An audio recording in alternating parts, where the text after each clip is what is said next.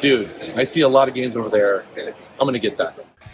Hey guys, Metal Jesus here, and I'm back with part 2 of my epic trip to Norway. In part 1, we visited the city of Oslo and checked out a killer music store dedicated to metal. We also headed south to the town of Kristiansand, where we visited a pretty awesome retro gaming store. We also checked out a local pinball club and learned about an unreleased Sega Mega Drive game. Then we ended up in Sandefjord, where we are taking in some amazing views outside of our campground and getting ready for the RetroMessa Expo. And so in this video, we're going to explore that entire expo. It runs all weekend long. Head back into Oslo for a little bit more sightseeing, and then we're going to go back to Seattle, and I'm going to share with you every single thing that I picked up. Let's take a look.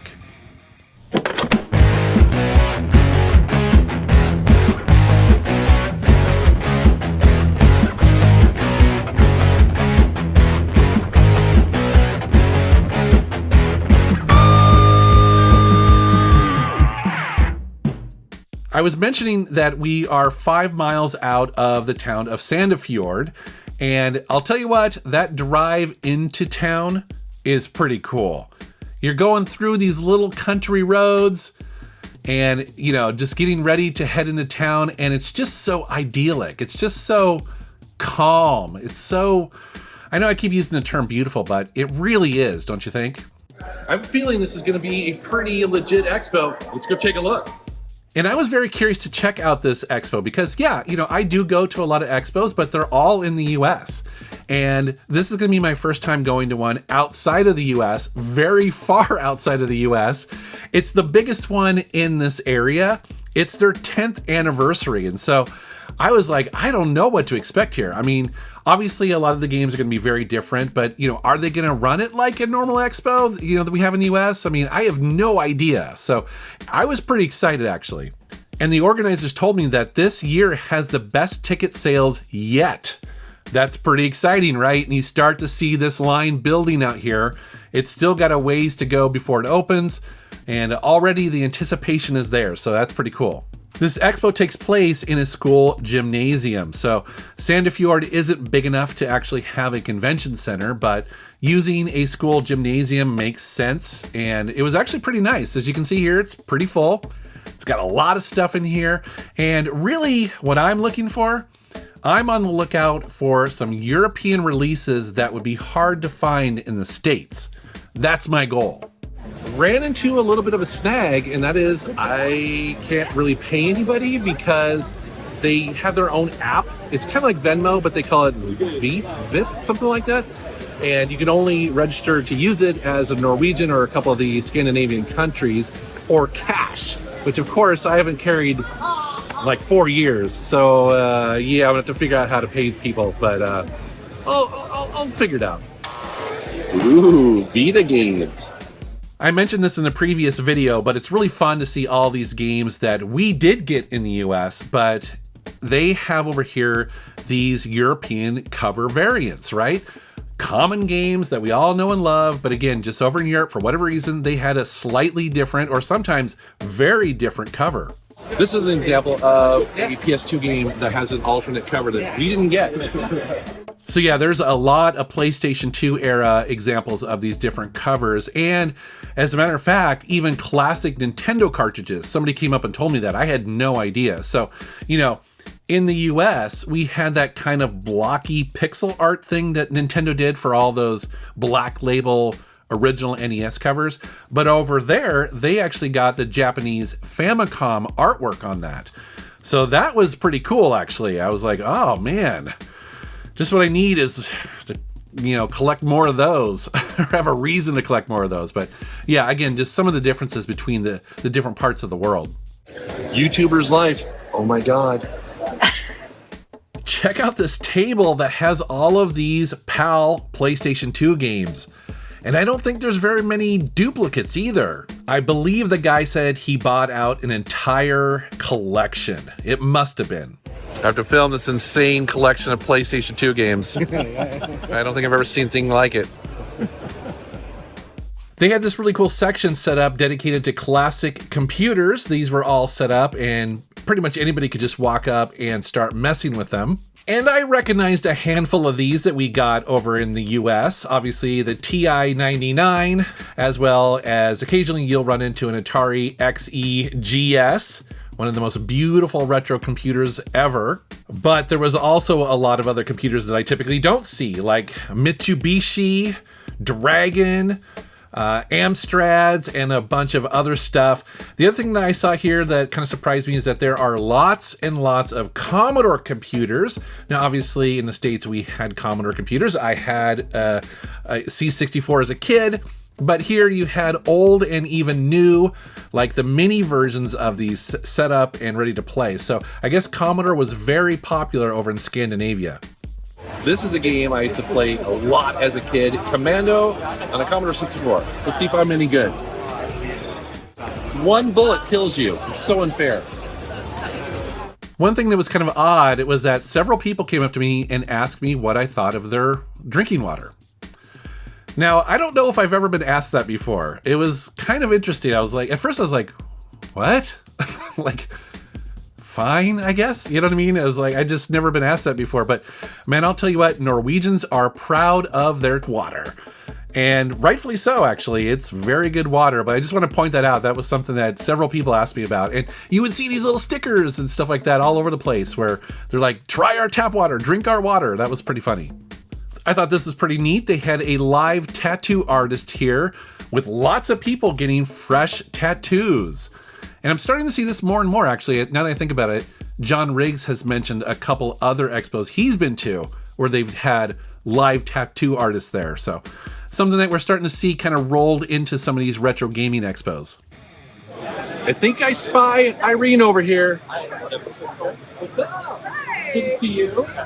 Wow. This is a person. This is my wife, Rebecca. This is Irene. Hi. She's been on my YouTube channel several times now, and we're Awesome. finally meeting. Wow. How was the trip? Long. Oh, yeah, I very know, long. right? I thought this dude was pretty cool. He was sitting next to me. He is the composer of Cyberpunk and Time Splitters, plus a bunch of other games. So he's one of the musicians who has, contributed to these soundtracks, and he was there. So I snagged a quick picture with him. That was pretty cool.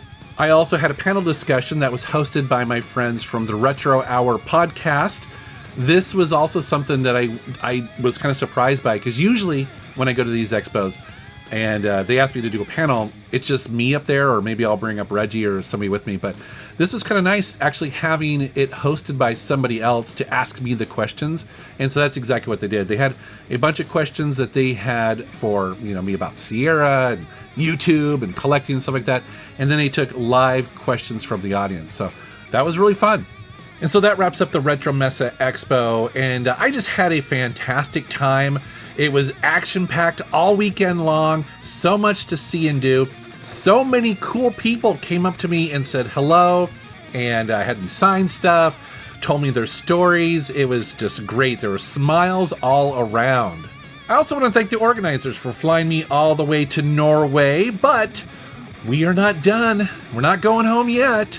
Another thing I noticed about Norway, especially in the parking lot of this retro gaming center here, was just how many electric cars are in Norway. This was kind of mind-blowing a little bit. In Seattle, where I live, you see Teslas every once in a while, but the majority of people are either driving, gas-powered cars or hybrids. But man, in Norway, electric cars are everywhere. I'm trying to guess what I think the percentage is, but probably off the top of my head, it's got to be 75% of all the cars that you see on the road, they are all electric. That was pretty surprising, actually. All right, another gorgeous morning in Sandefjord, and I head out and walk down to the boat docks. Just, again, trying to take in some nature here while I'm hanging out in Norway, and so still, so calm, so beautiful. Today we're heading up to Oslo for our last day. This is the last kind of time we're going to be able to explore around here. And so we decided to take the train, and that turned out to actually be a pretty easy thing for us to do. It's funny because, in the US, trains really aren't a thing. We have them, but they're not really used for mass transit, in my opinion, at least not where I live. And it's really interesting going to a country like this where a lot of people take the trains. That's kind of what they do. A lot of people don't even have cars, right? And it's so nice to kind of see how efficiently that can be done, how easily that can be done. So definitely, you know, once you take a train like this and you realize, man, this is so much quicker than driving. You get to look out the window the entire time. You know, it's more direct route to do that. It's glorious. I mean, I would do this all day if I could. We're back in Oslo for the last day of our trip, and it is gorgeous out. But we are both hungry, so we are going to try to find something to eat. Let's do it. And as you see here, when we get into Oslo, the weather is still holding up. So nice, and I'm so glad that our trip is ending this way. But we wanted to grab lunch. We heard about this restaurant, Fiskeret. I'm sure I'm butchering that name, but it's a popular fish market that is also a restaurant. So we want to stay there and check it out. It looks pretty good. This is a fish market as well. So it's a restaurant and fish market. I have high hopes. Looks fresh. It does look fresh. And I started with salmon tartare and a dark beer inspired by Star Wars. And then we had some cod croquettes.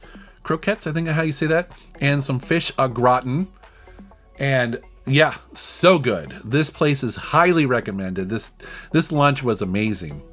We kind of stuck around the city center here because, again, we're going to have to be taking the train up to our hotel and getting ready for a flight out. So we didn't want to venture too far out. But again, another view of the Opera House here, but again, on a sunny day, which was really nice. As you can see here, it was pretty busy with people. They had these dudes that were jumping into the water after kind of hanging out in a sauna. I guess that's a thing that they do here.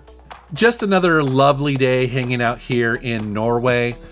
We kind of didn't want to go back. Again, I kind of mentioned in the first video that we really needed a couple more weeks, maybe a month, to explore this country proper. But we got a long flight ahead of us, and it's time to head home. And I want to show you some pickups.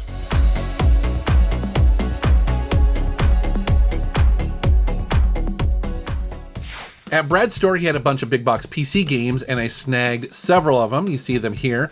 Simon the Sorcerer 2, Realms of the Haunting, Crush, Kill, and Destroy, as well as this really curious Stephen King game.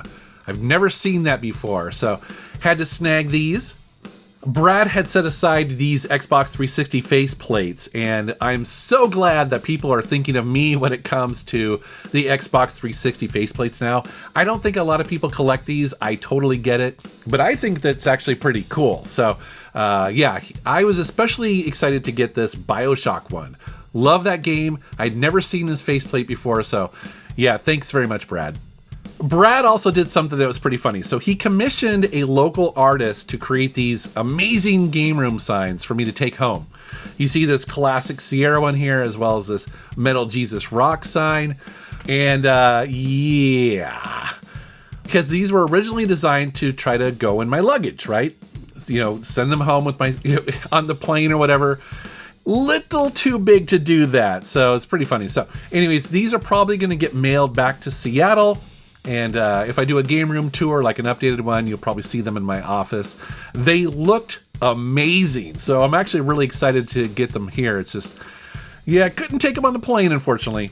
I also picked up a bunch of console games. The first one being here, Demon's Stone. So this game we got in the States, but with a very different cover. So ours was cool. Now, this one specifically was for Reggie. This is actually the one game he was like, if you see this, can you please get it for me? So yeah, me and another dude were out looking for this. So that's very cool. Dark Native Apostle. So I had never seen this before. And if you look at it, what would you guess this game is? You would probably think like me, oh, it's an RPG. But actually, it's a more kind of hardcore version of Bomberman. I would never expected that, right? But this game was created by Hudson Soft in Japan, and I guess fans of the 3D Bomberman are probably, this would probably be your jam. But again, I'd never heard of it, but I picked it up. Here's a game I do actually own on PlayStation 2, but I saw this, I was like, wow, this cover is completely different than what we got in the States, and so I thought I'd pick it up because ours was basically Castle of Shikigami 2, we didn't actually have that subtitle there, War of the Worlds. So I thought it was pretty cool, and it was relatively cheap. The Seed Warzone. So this is another Japanese and European exclusive. We didn't get this. It's a real-time strategy game set in the future. Jet Ion Grand Prix. So this is a futuristic arcade racing game that, again, we never got. And yeah, this game has its fans. Supposedly it's kind of got a little bit of a rough frame rate. I don't know. I've never played it before, so I figured I'd pick it up. Again, you know, I like racing games, and it was relatively cheap. Captain Scarlet. So when I picked this up, all of the Norwegians around me were like, oh yeah, we know exactly what that is. So this is a European exclusive, which makes sense, I guess, because it's based on a TV show that was in the UK with the same name. And I think this is a budget racing game. I'm not entirely sure. No idea if it's good or bad or not, but I figured it was unusual enough to take a chance on it. Here is one I have heard. This is Ice Cream Surfer for the PlayStation Vita. Now, there were a ton of Vita games for sale at this event. As a matter of fact, many tables I was just flipping through going, wow, you know, so many Vita games, which is pretty cool. But this is one I have been looking for quite a while. It's called a Cute 'em Up, and yeah, happy to add it to the collection. I also picked up a couple European Switch games, starting with Siberia Trilogy here. So those are some point-and-click adventure games. Ancestors Legacy, which is a history-inspired, I guess, real-time strategy game. So kind of curious to check that out. And then Yesterday's Origins, which is a graphical adventure game. However, the bummer is, and you probably saw that particular one is just a download code. Kind of annoying, but the price was pretty cheap, so I was like, I'll take it. Blood Roots here. This is a game I already have in my collection, but this is a sealed copy that was donated to me, actually. This is a fantastic hack and slash game. Probably one of my favorites of this generation for sure. This particular game I probably will donate to, I guess, Reggie if he doesn't have it, but it'll end up in a good home. You guys know that I continue to collect for the PSP, and this is Silverfall. This is an action RPG that didn't get a physical release in the States. I guess they got it in Europe only, so I snagged that. I had not heard of this before. I believe it's based on a computer role-playing game. I don't know. Have you played it? Let me know. And then I have a bunch of DS games that I believe are specific to this region. And yeah, I'm not going to be able to pronounce that word, but basically it's Twigson Gets Married or Ties the Knot is what those words mean right there. Supposedly it's a children's movie where you explore a city and also try to solve a bunch of tasks. No idea if it's good or not. We also have this one here, which is Captain Sabretooth. Again, no idea what this game is about. I'll try to find some gameplay footage. Just figured it had kind of a weird cover and I'd never seen it before, so I thought I'd snag it. As well as these random DS games. Probably they're for kids. I have no idea. Thing is that I don't discount children's games sometimes because you never know. Sometimes there might be a good racing game in there or a puzzle game that they call for kids. So, you know, sometimes there are a little bit of a hidden gem in there. And plus, as you can see here, these are really cheap. They're about $9 a piece, so not expensive. This was a last minute buy. I walked by a booth, I saw it, I was like, ooh, SSX Tricky Figure, that's cool.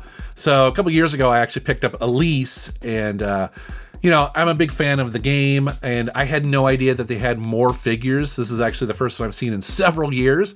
So now I kind of want to get them all. I'm going to be on the lookout for them. There was a vendor that was selling a bunch of these sturdy game cases, retroboxprotector.com. They actually just gave me a couple of these to check out. And the thing I noticed about these is that they're definitely harder and more protective than the ones I typically use. You know, this would be good if you have games that are really expensive and you want to protect them, you know, definitely from any sort of dent or any kind of impact. That would definitely be good for these. Kelsey and her boyfriend were watching our house while we were gone, and so I picked her up one of these really cool Pokemon terrariums, I guess is what they call that, which I think that she's really going to enjoy. It's funny because Rebecca and I really struggled to decide which one of these we should get for Kelsey, because we don't really play Pokemon, and I have no idea what her favorite would be, and because of the time difference, I couldn't really ask her. And eventually we settled on kind of the obvious. Get her the pink, get her the green because it matches the colors of her store. By the way, the artist said that they only use damaged donor shells for these and not working units. So when you see these, just be aware that, yeah, no working consoles were used for these. So I thought that was pretty cool. You guys know me, I love music, and several people came up and gave me a bunch of music, including one shout out I want to mention here is Christopher. So he reached out on Facebook long before I actually went to Norway to find out what kind of music I like. And so a couple of these are from him. Starting off with Wardruna, and this is not metal or rock music at all. They actually describe it as Norwegian folk music, or I would say kind of like world music. At times it really reminds me of Dead Can Dance. And I guess their thing is that they play their music on traditional instruments, including drums made from deer hide, mouth harps, goat horns. It's pretty cool stuff. So if that sounds interesting to you, definitely check them out. And then next up is Roikshop. I think that's how you pronounce that. Profound Mysteries. So this is an electronic dance band that I originally discovered back on, I believe it's SSX 3. So they were on that soundtrack for that video game, which I absolutely love. They did a song called Poor Lino. And that's my favorite song on that entire soundtrack. It's so killer.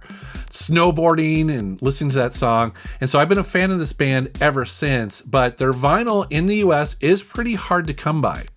And so this is one of their most current releases. I've been listening to it for probably a year now on, streaming. Didn't own the vinyl, and he gave this to me. So thank you so much. This was such a cool gift. Next up is a band. I'm going to butcher this name. It's Kvelertak, I think. I'm sorry. 2 albums from this band. Unfortunately, I'm probably going to have to blur the album cover for the first one here to get past the YouTube censors, but essentially it's Norwegian for Stranglehold, and they are a mix of rock, black metal, and punk. Pretty interesting musically here, actually. I'm digging it quite a bit, although the vocals on this album are probably a little bit harsher than I would normally listen to, but man, the music is fantastic. And then this one fan came up to me and he handed me this cassette, and I believe the name of the band is Aldri. I think that's probably what it is. This is given to me by Jan, this is his band, and basically they are an indigenous doom metal band, and this is some of his demo songs, and they are very slow, very fuzzy guitars, groovy, very heavy riffs. They're also streaming on, like Spotify and Apple Music. So if you dig doom metal, you're going to totally love this. Also, too, by the way, here, he included a letter I thought was pretty neat with some music recommendations while traveling in Norway, which I did take his recommendations, actually. Listen to all 3 of these, so thank you very much, Jan. And so there you go, guys. That is our epic trip to Norway. And I have to say, we just had a fantastic time. Met some amazing people there. Just so many smiles on people's face. You can tell people in Norway, they're living a good life. That's a really pretty country. Very clean, very proud people with all that Viking heritage. But I do want to give a huge shout out to Brad. Brad went above and beyond, making sure that we were taken care of, that we were having fun. He was just an absolute joy. Absolute joy. So, hats off to you, Brad. You were fantastic. Thank you so much for making our trip just even that much better. You are going to be a friend for life, definitely. And so, as always, guys, I want to thank you for watching my channel. Thank you very much for subscribing. And as always, take care.